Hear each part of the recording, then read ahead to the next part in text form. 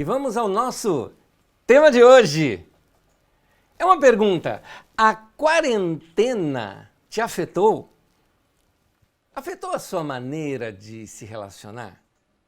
A quarentena mudou alguma coisa de você para com as pessoas, de um modo geral? Você sai nas ruas, e eu não estou falando só sobre os cuidados da quarentena, os cuidados da contaminação.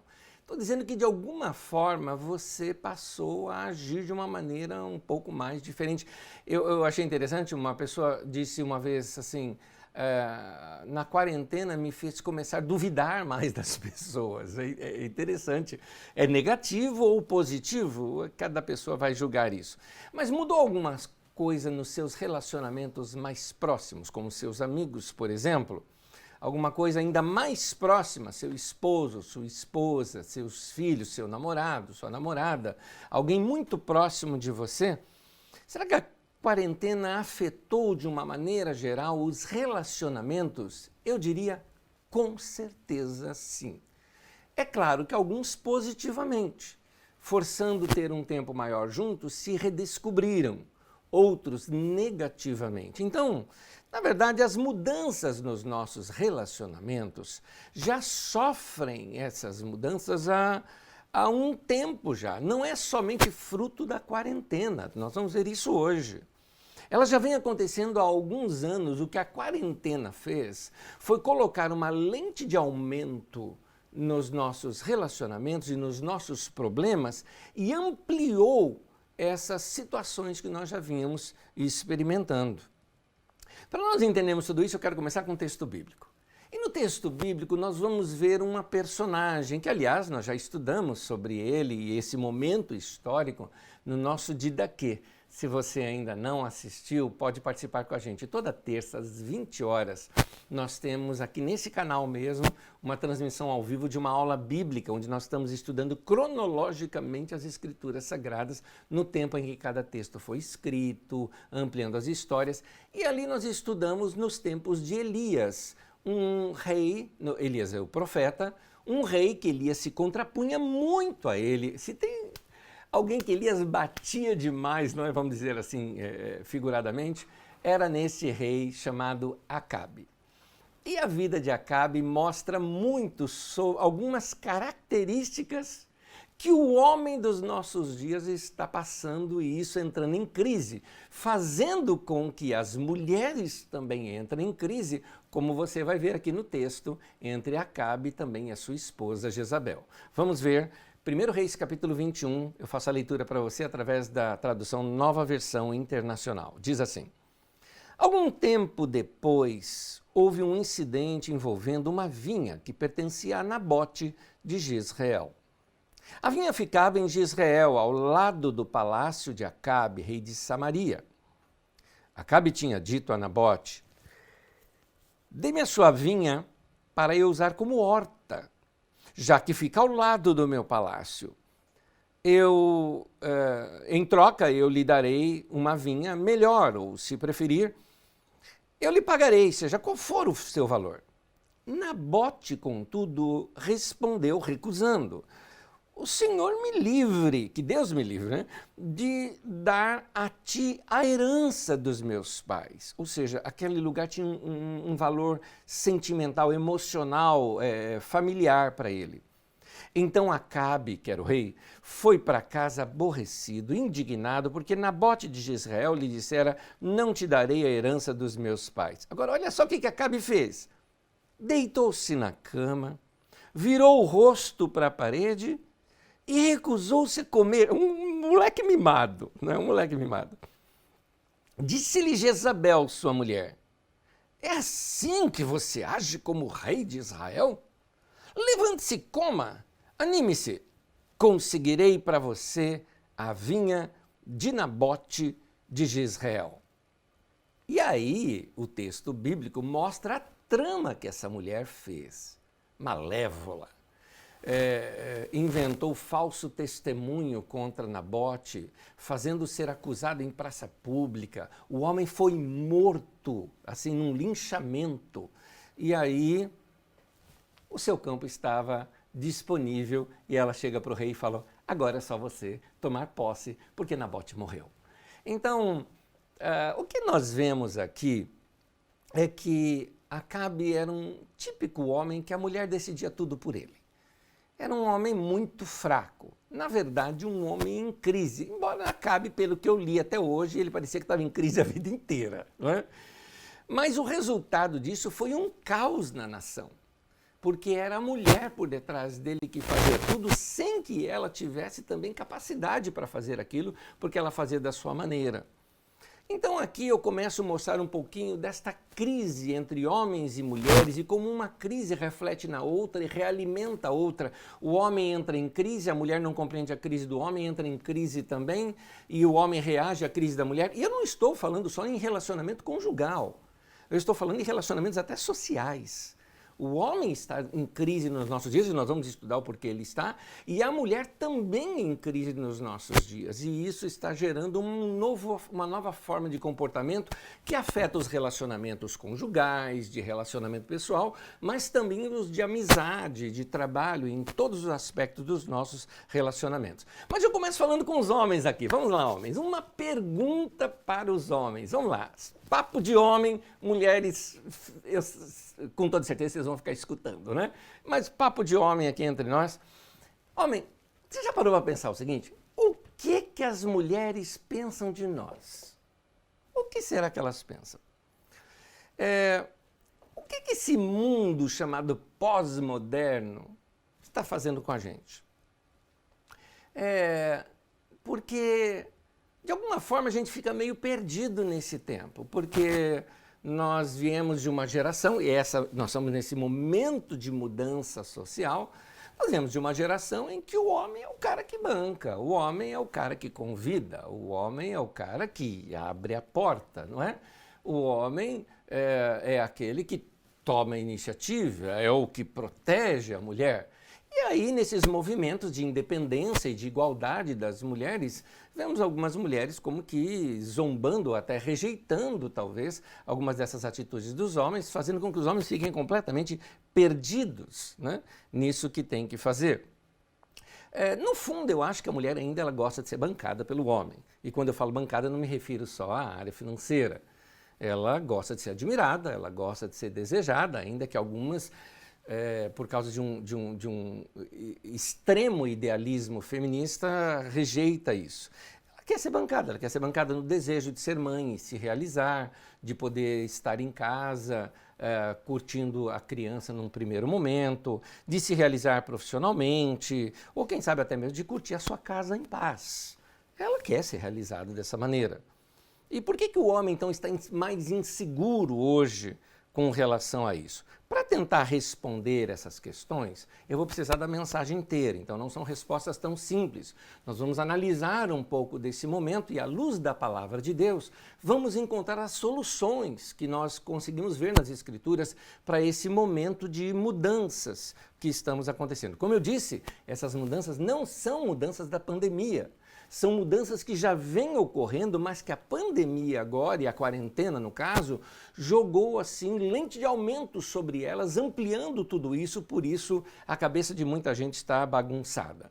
Por exemplo, quem foi que disse que homem não tem TPM? Muita gente, assim, TPM fala tensão pré-menstrual, é claro, o homem não tem isso, mas o homem tem algo muito semelhante. Aliás, num pesquisador de Edimburgo, na Escócia, descobriu uma anomalia hormonal que existe no homem que ele chamou de síndrome do homem irritável. Inclusive em português já temos até a sigla para isso, existe a TPM da mulher, do homem é o SHI, que aliás a formação dessa palavra fica interessante, porque fica assim, xi, né? SHI, fica desse jeito. É uma espécie, é quase a mesma reação da tensão pré-menstrual, só que no homem. A pesquisa foi interessante. Eles fizeram uma pesquisa com carneiros e no inverno o nível de testosterona desses animais chega a diminuir em torno de 90%. E aí, como resultado disso, eles ficam agressivos, irritados, confusos e extremamente emotivos, mesmos sintomas da TPM. E isso surpreendeu os cientistas porque se acreditava que essa agressividade tinha a ver com altos níveis de testosterona. E aqui se percebeu que nos baixos níveis também tem esse mesmo resultado. Voltando ao nosso personagem bíblico que nós vimos, aquele rei Acabe, ele estava assim, confuso, emotivo, melindroso e sem ação para poder fazer alguma coisa. Obviamente, a sua mulher, querendo resolver aquela questão, toma a frente e faz a primeira ideia que ela tem. Foi trágica a ideia dela. Mas você nota um homem confuso, um homem em crise, gerou também uma mulher insegura e confusa, alguém tem que resolver, ela resolve de uma maneira que não foi a melhor possível, e tudo isso gerou confusão, inclusive na nação. Nós vamos entender um pouquinho essas mudanças que vêm acontecendo e que, como eu tenho dito, a quarentena simplesmente jogou um aumento, né? Uma lente de aumento nelas. Primeira coisa, como a crise do mundo pós-moderno afeta o homem e a mulher. Uma das crises chama-se pós-modernismo. Pós-modernismo não é um novo momento histórico. Talvez os historiadores no futuro é que vão conseguir definir se estamos numa transição ou se no fim do modernismo, mas o pós-modernismo é um movimento cultural. E ele influenciou a arte, a comunicação, a música, a escrita e, portanto, os comportamentos sociais. Nós estamos em meio a algo que alguns têm chamado de a quarta revolução.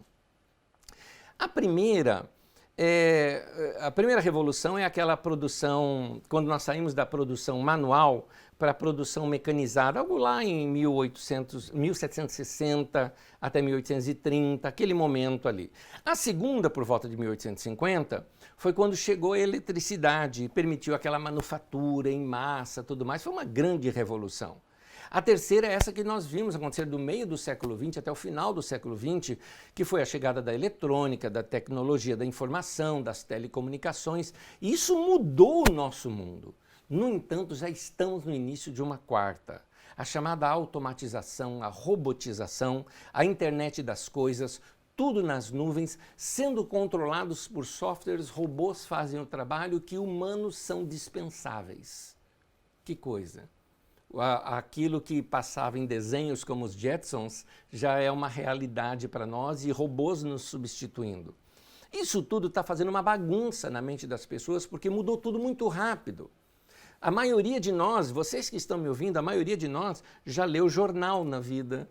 A maioria de nós aqui, para saber as notícias, por exemplo, durante minha infância, eu poderia dizer até durante a juventude e início da adultidade, já para se saber as notícias tinha que ficar sentado junto à televisão, naquele horário chamado horário nobre, quando iria passar o repórter ou o jornal ali, onde nós iríamos assistir às notícias do dia e ficar sabendo do que aconteceu, selecionado por eles. Hoje em dia, nós temos o podcast que a gente ouve a hora que a gente quer, nós temos a TV digital, nós temos as notícias que nos chegam mais rapidamente ou antes da televisão. E esse conceito todo do que está acontecendo está fazendo talvez uma bagunça. Algumas pessoas não estão conseguindo acompanhar. A nova geração que cresceu com isso, dos milênios para cá, ela está se adaptando muito mais rápido com isso, mas não está percebendo os nós que ficaram no passado. Na verdade, o pensamento é o seguinte: se tudo está acontecendo, então tudo pode ser modificado. Então as pessoas pensando sobre o futuro, elas começam a entender que todo o futuro está incerto, essa que é a verdade. E essa insegurança do futuro, porque nós viemos de um mundo tão linear que era fácil a gente prever o futuro, porque a gente vinha retinho. Hoje, com tantas ideias, com tantas saídas, com tantas coisas que acontecem, as pessoas passam por um momento forte de insegurança.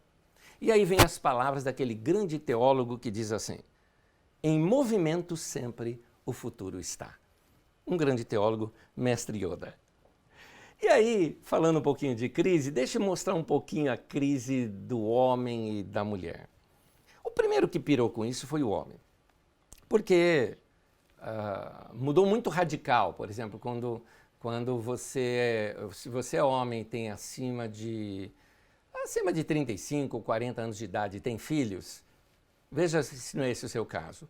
Na sua infância, o seu pai era o cara, o rei da casa. Ele tinha a cadeira dele para sentar, ninguém comia antes dele, né? A gente sentava na mesa, o primeiro a ser servido era ele.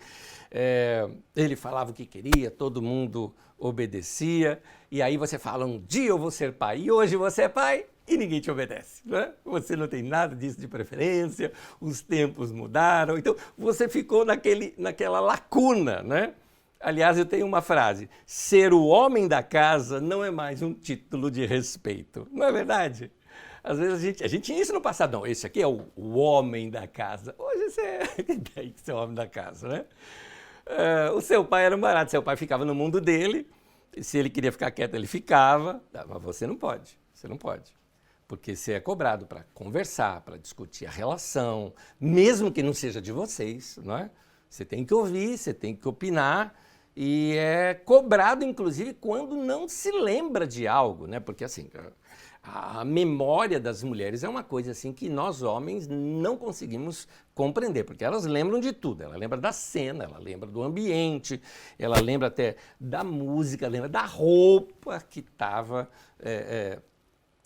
vestindo. Aliás, eu lembro que eu contei com o pessoal lá do escritório essa semana, que eu tenho que tomar cuidado aqui, nesses ao vivo, para ver se às vezes, distraidamente, não uso a mesma camisa ou coisa parecida em ministrações subsequentes. Porque faz pouco tempo, não faz pouco tempo, foi antes da pandemia, que eu me lembro uma senhora chegando assim para mim e falou, Anésio, qual que é aquela mensagem que você estava com uma camisa assim, assim, assim? Eu vou lá lembrar que mensagem é aquela que eu estava com a camisa tal.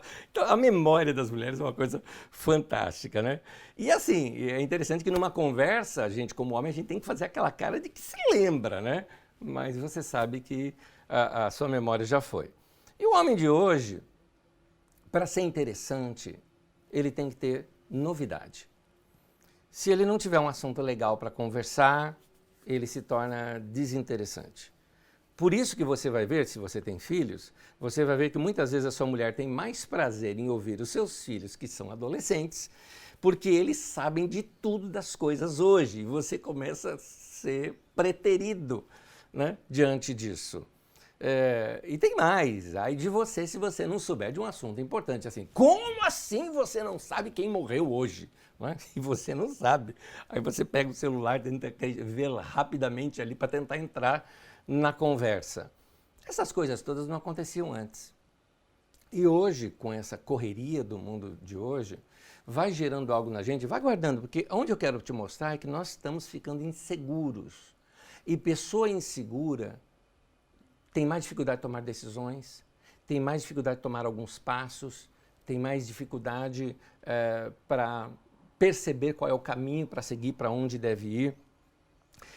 Obviamente isso afeta a mulher também. Falando agora um pouquinho da crise da mulher, esse mundo novo que nós estamos vivendo, e eu não estou falando da pandemia não, só falei que a pandemia está só ampliando tudo isso. Isso vem de tempos já, até eu diria de uma década ou mais para cá.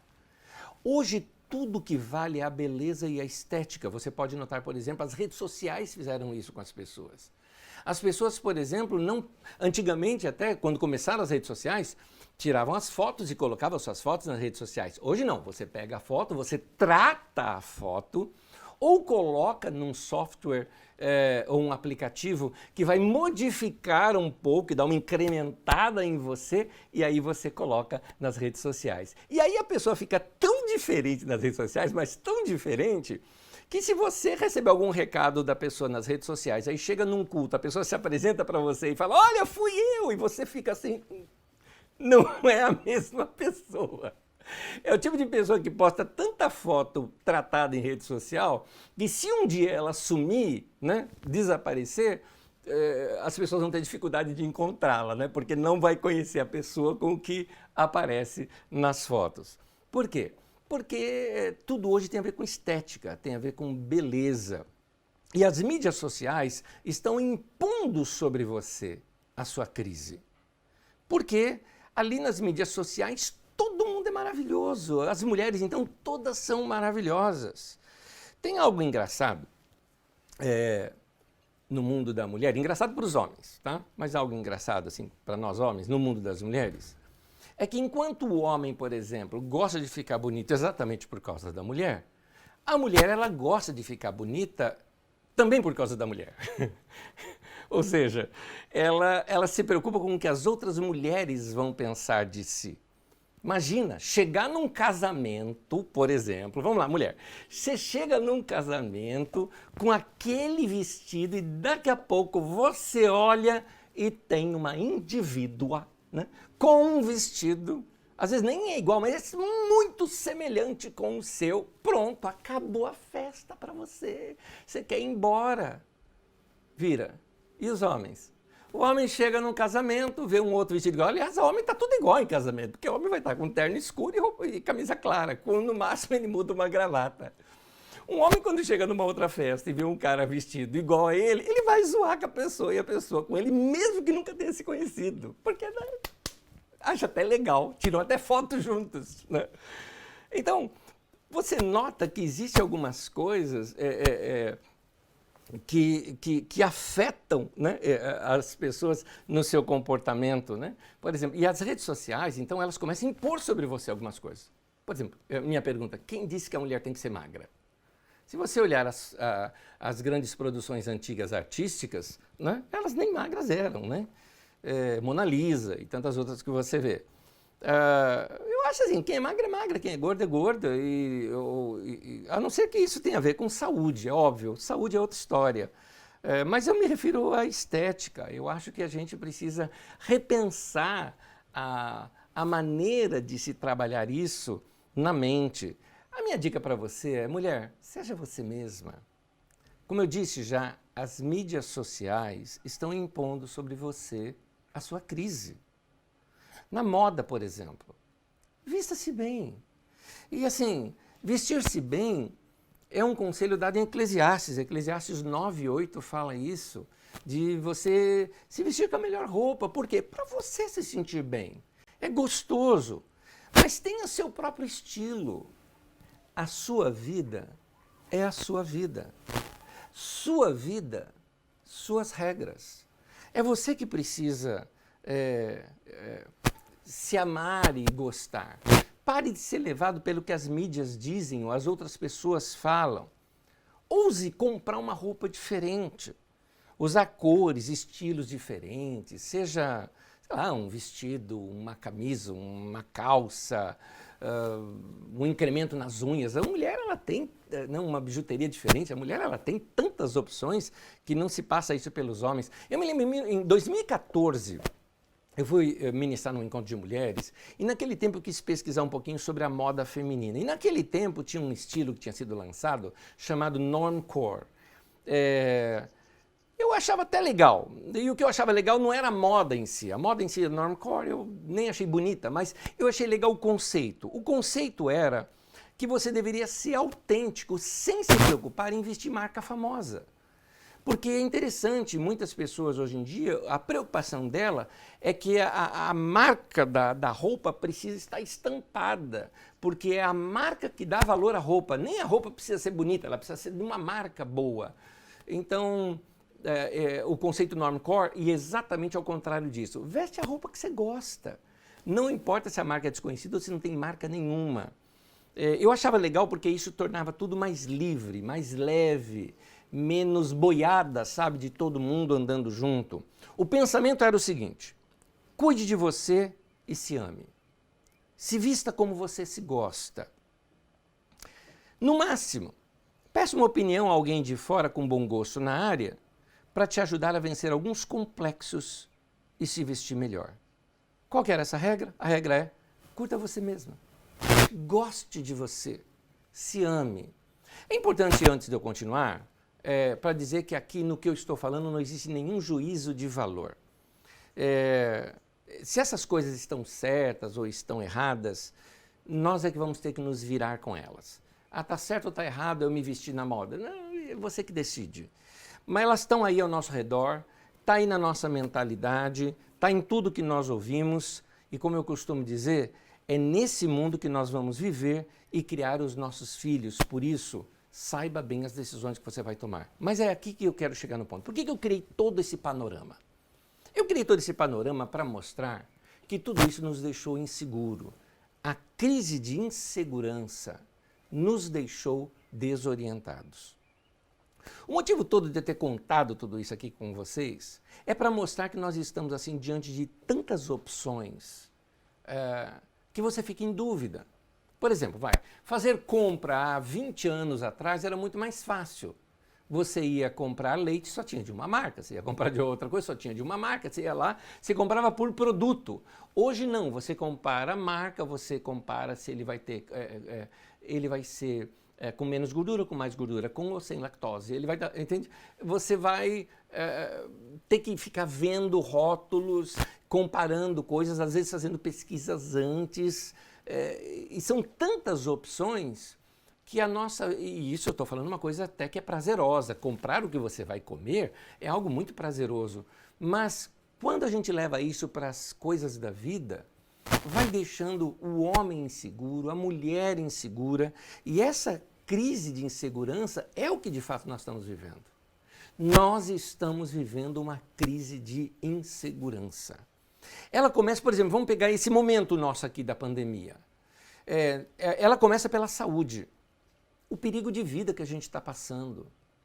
Se você, por exemplo, for diagnosticado ou tiver sintomas da Covid, por alguns momentos você não fica pensando assim, será que vai ser leve comigo? Será que eu vou ser com sintomas fracos? Ou será que eu vou piorar? Não te gera isso?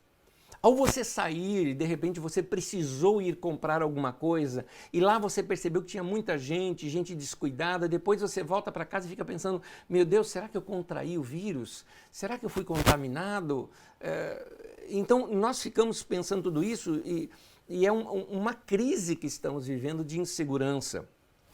Essa crise da saúde passa também pela nossa crise política. E aqui eu não estou me referindo aos nossos governos atuais, eu estou me referindo à crise política que nós, brasileiros, estamos vivendo. Porque essa polarização de extrema esquerda e extrema direita só está fazendo mal para a nação. A ideologia tomou conta da nação, e aqui eu estou falando de ambos os lados, esquerda e direita. Parece que a ideologia vale mais do que o bem-estar das pessoas.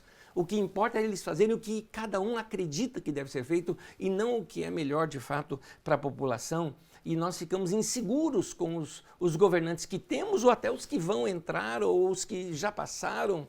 E a gente passa por uma série uma crise de descredibilidade, não é? Da governança. A insegurança, ela se estende também para a economia, os desempregos, as incertezas.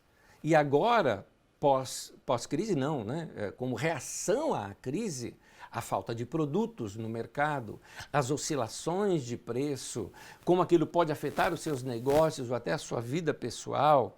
Essa incerteza faz a gente ficar assim tão inseguro que a gente acaba se perguntando, como naquela linda poesia cantada por João Alexandre, na música Pra Cima Brasil, uma música sempre atual para a nossa nação. Eu achei interessante porque nós entrevistamos João Alexandre há pouco tempo com todos os músicos da nossa comunidade. Fizemos uma reunião com os músicos pela internet, entrevistamos João Alexandre e era interessante porque quando João Alexandre fez essa canção, era outro governo, era outra história aqui no Brasil e a música caía perfeita. E a mesma música se encaixa hoje.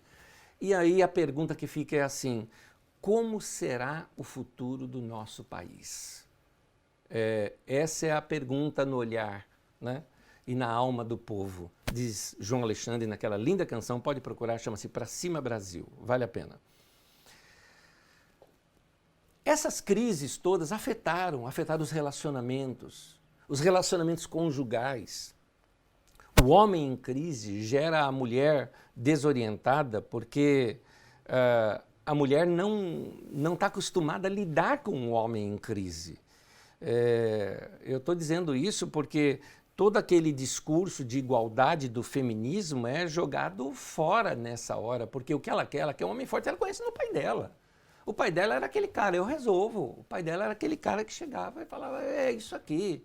Eu me lembro, por exemplo, quando eu comecei a trabalhar, e uma das coisas que eu queria, né, ser hominho, né? Hominho era o quê? Quem sustentava a casa, quem ajudava em casa. E meu irmão já fazia isso. Então eu queria trabalhar e ajudar o meu pai. Eu me lembro quando eu fui trabalhar, que eu recebi o meu primeiro salário, e eu fui para o meu pai, ele falou, filho, deixa eu te ensinar. Primeira coisa que você vai fazer, você vai separar o seu dízimo. Primeira coisa. Você não pode nem pensar, isso aqui é de Deus, você vai ser fiel a Deus. Ele me ensinou a ser dizimista no meu primeiro salário. E aí, outra coisa, ele falou, e agora você não pode gastar tudo, você tem que guardar um pouquinho. Nem que seja um pouquinho, você tem que guardar. Ele me ensinava isso. Eu falava, pai, mas eu quero ajudar em casa. Ele falou, não, ele falou, quem sustenta a casa sou eu.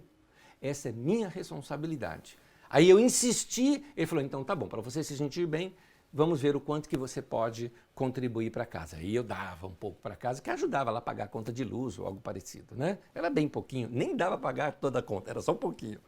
Mas já me sentia um hominho, né, ajudando. Porque essa era a ideia do homem. E a mulher, ela reflete isso quando vê no homem. Aí encontra um homem inseguro, um homem inconstante, um homem indeciso, porque o mundo está fazendo isso com o homem. E ela também fica insegura diante disso. Com esse enfraquecimento, a mulher pode partir por uma certa perda de interesse. Pelo menos é isso que a gente tem visto em casamentos. Numa conversa com pastores da nossa comunidade, nós estávamos falando exatamente sobre as crises matrimoniais que têm acontecido. E o que tem acontecido é isso. A mulher que gosta de ser apaixonada pelo marido está começando a achar o marido um cara sem graça. Porque existe essa perda de interesse e quase que mútuo. Porque, ao mesmo tempo, o homem ele não se sente homem quando ele se sente que está fraco diante da mulher. Então ele também se sente mal e não consegue se relacionar bem com a mulher. O que fazer? Eu precisei criar esse panorama todo para mostrar algumas coisas para você antes de dizer o que fazer. Primeiro, meu irmão e minha irmã querida, se você está inseguro com relação ao futuro, se você está inseguro com relação à sua vida, sua saúde, sobre o país, sobre o seu casamento, sobre o seu relacionamento, ou você que é solteiro ou solteira, não consegue encontrar ninguém compatível com você, bem-vindo ao mundo pós-moderno. Nós estamos assim. É uma crise geral. Então não cobre dos outros alguma coisa que é uma crise interna sua. Não repasse isso. Está na hora da gente começar a resolver a nossa própria crise. E é aqui que eu quero entrar novamente para as Escrituras Sagradas, mostrando para você alguns passos que podemos tomar para reagirmos diante dessa crise. O primeiro passo que eu te recomendo a tomar é que se você está em crise, você precisa conversar. Você não pode guardar isso com você. Você precisa se abrir e ouvir conselhos. Olha, mulheres, conversem com outras mulheres. Homens, conversem com outros homens. É importante ouvirmos os outros. Para quê? Preste bem atenção nesse momento agora. Para quê? Para seguir conselho? Não. Mas para ouvir conselhos. Anésio, qual a diferença? Seguir conselho, meu querido, é andar pela cabeça do outro. Não é isso que eu quero te ensinar. Você precisa ouvir conselhos, examiná-los, digeri-los, colocar dentro da sua realidade, da sua vida e encontrar um caminho. Porque às vezes você pega conselho com uma pessoa que ela vai te indicar exatamente o caminho errado. Então não é seguir conselhos, mas é considerar os conselhos. Olha o que diz as Escrituras Sagradas. Provérbios 13, versículo 10. A sabedoria está com os que tomam conselhos. A sabedoria não está no conselho, mas com aquele que está buscando conselhos. Você lembra de um outro texto que fala na multidão de conselheiros a sabedoria? Faz 3 domingos que eu tenho repetido essa ideia aqui para vocês. Nós ouvimos conselhos de várias pessoas e vamos encontrar muitas vezes conselhos que se chocam um com o outro, que vão em caminhos opostos. É o equilíbrio entre essas posturas que vai me dar o melhor caminho. Todo psicólogo sabe disso. As pessoas vão até o psicólogo querendo respostas. O psicólogo não dá resposta. Ele faz perguntas e faz aquela pessoa se desembaraçar. Faz essa pessoa organizar a sua vida, seus pensamentos e entrar em paz com a sua vida e com as suas decisões. Os conselheiros servem para isso, para nos ajudar a nos organizar, a ver a vida de outros ângulos. Por isso que é importante você ouvir, como nós vamos falar um pouquinho mais adiante, ouvir ensinos, estudos, ideias, pessoas que pensam diferente, pessoas que pensam iguais, pessoas que estão vendo nuances que você não está enxergando. E quem busca, como diz o texto, eu vou até repetir o texto, Provérbios 13:10, a sabedoria está com os que tomam conselho. Nota que quem está sendo sábio é quem está tomando conselho, buscando o conselho. Então, ao ouvir conselhos, você vai equilibrar suas ideias, pensar fora da caixa, talvez com uma ideia nova, ver de outro ângulo, olhar numa nova perspectiva. É assim para as outras áreas da vida, é assim que você ganha ideias novas para os seus negócios, é assim que você consegue renovar e tomar decisões, mesmo no momento de insegurança econômica. É assim que você consegue trazer um pouco de criatividade para os seus relacionamentos. Você precisa ampliar a sua maneira de pensar. Mas tem outro conselho aqui que eu vou considerá-lo até mais importante do que esse que eu te dei. Por isso eu deixei ele por último. Porque eu quero que você, no final dessa mensagem, seja marcado com este último conselho. Você precisa estar mais perto de Deus. Vamos ser bem sinceros, a insegurança também está te levando para longe de Deus. Porque você está tão inseguro pensando em tantas coisas que talvez a última coisa que você está fazendo é orando e buscando a Deus. É aquela história, já fiz de tudo, só me resta orar. Meu querido, orar é o primeiro, não o último. Então, você precisa ter uma experiência única sua com Deus. Quer uma dica? Fique a sós com Deus. Você precisa daquele tempo entre você e seu Deus, onde você começa a alinhar os seus pensamentos, buscando a paz e seguindo a paz.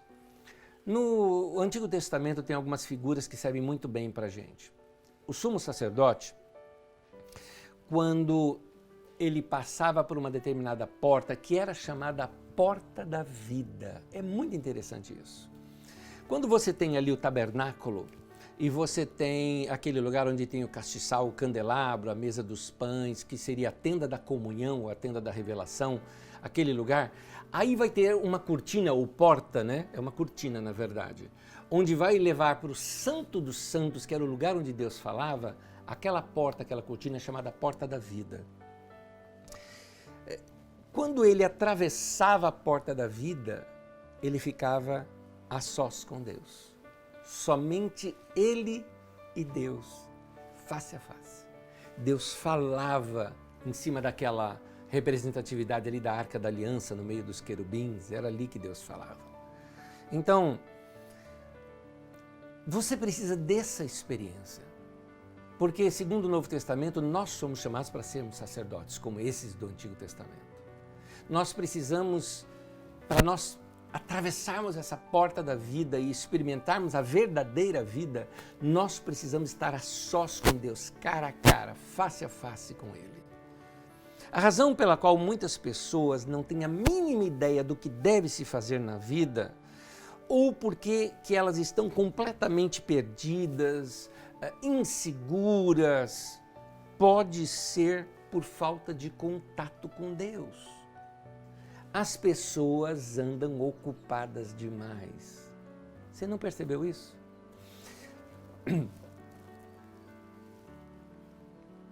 As pessoas me ouvem muito, as pessoas que me ouvem podem perceber que eu falo pouco do diabo. Porque eu acho que o diabo é um inimigo muito fácil de ser derrotado. Mas existe um outro inimigo nas Escrituras que ele é muito mais sutil do que o diabo, e a Bíblia chama-o de mundo. Mundo é um sistema organizado que está sem Deus nele. Então, quando você se envolve muito com coisas em que nada tendo a ver com Deus, você vai aos poucos criando uma certa insensibilidade. Você não percebe mais Deus. Você não consegue mais enxergá-lo no dia a dia, nem trazer para o seu dia a dia. É por isso que você precisa de um tempo único, seu, com o seu Deus.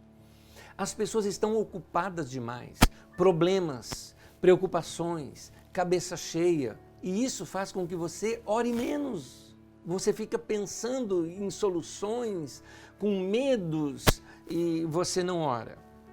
É interessante notar uma coisa. Quando você está perdido na estrada, passou uma entrada que deveria entrar e está numa autoestrada, o que você faz? Você acelera mais, tentando já encontrar um próximo retorno, o que você vai fazer. Nota, quem está perdido normalmente aumenta a velocidade. O mesmo acontece com outras áreas da vida da gente. Quando a gente se sente perdido, é aí que a gente começa a fazer um monte de coisa ao mesmo tempo. Então você tenta isso, você tenta aquilo outro, você tenta resolver tudo e chutar para todos os lados e não acerta nada, porque, como eu digo, é melhor pouca coisa bem feita do que muita coisa mal feita. Mas a gente tenta fazer um monte de coisa ao mesmo tempo para preencher aquele momento, para ver se a gente consegue descobrir alguma coisa nova. Na verdade, meu querido, menos é mais. Você precisa de um tempo com Deus, estar com Ele, falar com Ele e começar a perceber lá no seu coração aquilo que vai te dando paz. Porque quando nós estamos alinhados com Deus, tudo fica mais gostoso entre nós. Citei isso há pouco tempo numa das mensagens. Jesus falou, tome sobre vocês o meu jugo.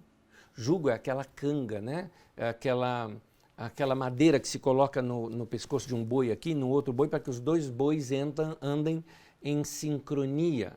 Mas normalmente se coloca num boi mais velho, experiente, que vão puxar o arado, e num boi mais novo, para o mais novo aprender com o mais velho. E Jesus fala, toma minha canga, toma o meu jugo, anda comigo. Se você se adiantar a Jesus, o peso vai ficar todo sobre você. Então, meu querido, quando a tua vida está muito pesada, é porque você não está andando nos passos de Jesus. Porque quando você está andando nos passos de Jesus, a vida é leve, a vida é melhor. E eu estou falando isso mesmo se você passa por necessidade, porque Paulo apóstolo falou, eu aprendi a viver contente em toda e qualquer situação, eu aprendi a passar necessidade, ele fala, eu posso todas as coisas naquele que me fortalece. Eu posso até passar necessidade, eu até posso passar por uma crise, mas eu vou passar de uma maneira leve, porque eu vou andar nos passos de Jesus. É isso. Então, eu tenho mais um conselho bíblico para você, e aqui eu vou encerrando. O conselho é Salmo 46, versículo 10, diz assim, aquietai-vos e sabei que eu sou Deus. Eu vou repetir porque você precisa dessa palavra. Essa palavra, olha bem para ela, essa palavra é uma orientação de Deus para você, é uma profecia para você. Vou repeti-la. Aquietai-vos e sabei que eu sou Deus. Você precisa ficar a sós com Deus. Aquele tempo único, aquele tempo de comunhão, de intimidade. Você precisa de sintonia com Deus. Você precisa perceber a sua voz. Você precisa perceber a sua direção. É por isso que o texto que nós lemos diz, aquietai-vos, fica quieto, senão você não vai ouvir. Diz em Coríntios 14, tem muitas vozes no mundo. Lembra-se de Elias na caverna? O trovão, o relâmpago, o terremoto, só quando tudo ficou tranquilo é que ele ouviu a voz de Deus. Aquietai-vos e sabei que eu sou Deus. Fique a sós com Deus, fique quieto para ouvi-lo. Qual é a sua prática para ouvir a Deus? Qual é a sua prática? Tem várias que nós podemos praticar. Uma delas é essa que eu estou recomendando, a oração. E a oração de se fazer perguntas para Deus. De se falar com Deus sem formalidade, aberto, coração rasgado para Deus. Outra é a leitura das Escrituras. Eu gosto daquela frase de Rubem Alves que ele fala, muitas pessoas leem as Escrituras como quem lê jornal, né, buscando notícias. Ele falou, eu leio como quem lê poesia. Dias atrás eu fui ver a letra de uma canção e ela era tão poética que eu precisei o seguinte, eu primeiro ouvi a canção, mas para entendê-la, eu peguei a letra da canção, porque eu precisei começar a perceber que a poesia era muito mais profunda e que eu precisaria meditar nela para extrair dali aquele significado. É assim que se lê as Escrituras. Com sede, com vontade de escavar, de conhecer, de compreender as revelações. Pega essa frase, aquietai-vos e sabei que eu sou Deus. Medita nela, deixa ela trabalhar na tua mente, no teu coração. Para que Deus está me falando isso? Quais são as áreas que eu tenho que me aquietar? Não é? Outra forma de Deus falar conosco são através das canções. Quando Deus fala ao coração com inspiração, com devoção, canções que te elevam, canções que falam com você, canções que às vezes o poeta consegue ser profeta e colocar na letra da canção aquelas palavras que você nunca conseguiria encontrá-la com seu vocabulário. E também uma das coisas que eu mais faço, ouvir mensagens. Estou falando de palavra, pregação. Ouvir homens e mulheres de Deus que podem trazer palavras para você e aquilo encheu o teu coração. Quando você percebe que Deus está falando com você naquele momento. A Bíblia nos relata lá no livro de Gálatas que Paulo apóstolo, depois de convertido, ele gastou vários anos num deserto, lá no deserto da Arábia, apenas ouvindo a Deus. Esse foi o seminário de Paulo, né? A Universidade do Deserto da Arábia, aos pés do Senhor. Ele precisava de um tempo a sós para reconstruir os seus pensamentos, sua mente, buscar Deus, compreendê-lo melhor. Foi lá que ele ouviu, talvez, resposta para algumas perguntas que são muito profundas do nosso coração. Por exemplo, Deus, qual é o objetivo da minha vida? Para que eu existo? Qual é a resposta para essa paixão da minha vida? O que foi que o Senhor depositou na minha vida que se tornou uma paixão e que é a razão de eu existir, na qual eu me completo dizendo, este sou eu? Você precisa orar. Quando você não ora, mostra que você é autossuficiente. Quando você não ora, mostra que você não está colocando Deus naquilo que você está buscando e que você não está nem aí com o que Deus quer para você. Vai você buscar Deus, vai você falar com Deus. Meu querido, então, corra para Deus, se sintonize com Deus, vá se encher com a sabedoria de Deus. Eu tenho certeza que isso vai tirar um pouco deste controle do mundo sobre a sua mente. Não são mais as redes sociais que vão ditar o seu comportamento. Não é mais a crise financeira ou econômica que vai determinar como será o seu bem-estar. Não é mais o que os outros estão dizendo ou as situações ao redor que vão afetar a sua vida. Preserve o que você tem de melhor, guarde você. Guarde o teu coração. Aliás, a Bíblia fala isso, né? Sobre tudo que você deve guardar. Provérbios 4 fala, guarda o teu coração, porque é dali que fluem as fontes de vida. Então, se sintonize com Deus, porque eu tenho certeza, o nosso Deus tem uma sabedoria muito maior do que a minha e do que a sua. Então, vamos falar com Ele. Oremos. Senhor, é para o Senhor que nós corremos nesse momento. Como diz a letra do cântico, para ti eu correrei, eu te buscarei. Senhor, é o Senhor que tem as respostas para as minhas perguntas. Não é o profeta, não é o visionário, não é a palestra, é o Senhor que tem as respostas para o meu coração. Não precisamos de um guru, precisamos do Senhor na nossa vida. Por isso, corremos para o Senhor. Queremos nos alimentar com a Tua presença e pedir ao Senhor que o Senhor nos ajude a renovar o nosso coração e acalmar a nossa alma, de modo que nós possamos Te ouvir. Fala conosco e aí sim Te obedeceremos.